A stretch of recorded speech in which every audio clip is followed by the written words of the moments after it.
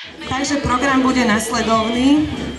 O 11:45 začneme odtiaľto otvorenie rozprávkového lesa. O 1:00 bude štartovať pretek cyklistov. Cyklisti sa budú evidovať na prezenčnú listinu.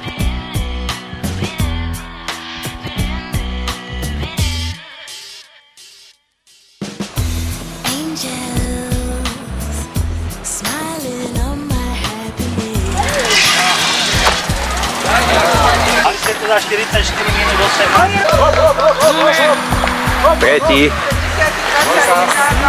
Štvrtý. Paráda. Paráda. Jo. Sedmička, ale z druhej strany.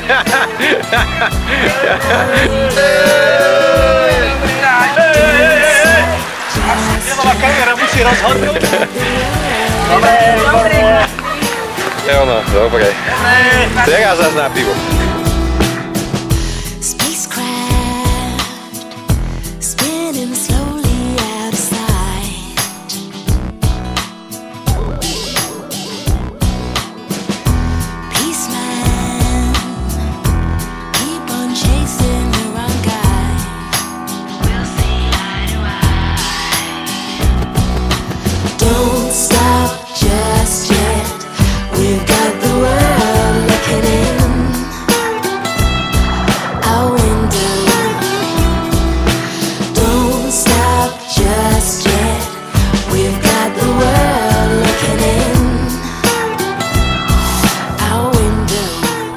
Medzi tým vyhlásili výsledky cyklistického preteku Rázusovej trikolóry, Višňové, Stará Túra, Nové Mesto, Kalnica, Šachtice, Kočovce, Trenčianske Stánkovce, Trenčín, dokonca Kvietná, Tunaša a Pobetín.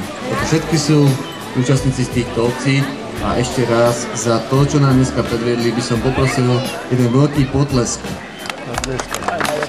Bola to trasa, ktorá prechádzala popod Javorinu, cez hrubú stranu Bzinské kopanice, cez Ľubinu, ďalej pokračovali cez Bzince pod Javorinou a napojili sa na hlavnú cestu a prišli sem. Trať bola cirka 20 km, ale bola o to náročnejšia, že prechádzala cez kopanice. Takže bolo to veľmi náročné, aj samozrejme tým pádom sa tam roztrhali dvaja, ktorí skončili ako prví, to povieme za chvíľku tie mená. Mali časy 44 minút 18 sekúnd.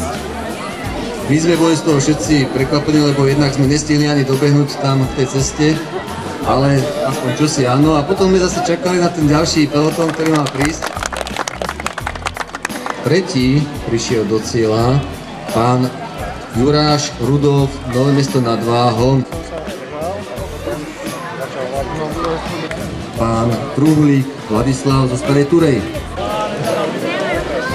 A na prvom mieste v našom cyklistickom preteku trikolóry Martina Rázusa skončil pán Ďurec Miroslav z Višňového.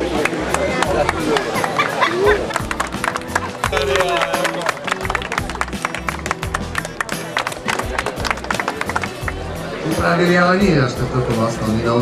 Takže niektorí prebehli cez Moravské Jeskové, ale oni chceli vidieť, tak máme peknú nedinu. A ostatní išli na smer na Nové Mesto. Ale nevadí, všetci sme tu, to je dôležité. A ešte raz mi dovolte, aby som všetkým našim súťažiacim poďakoval v mene obce Moravskej Jeskovej.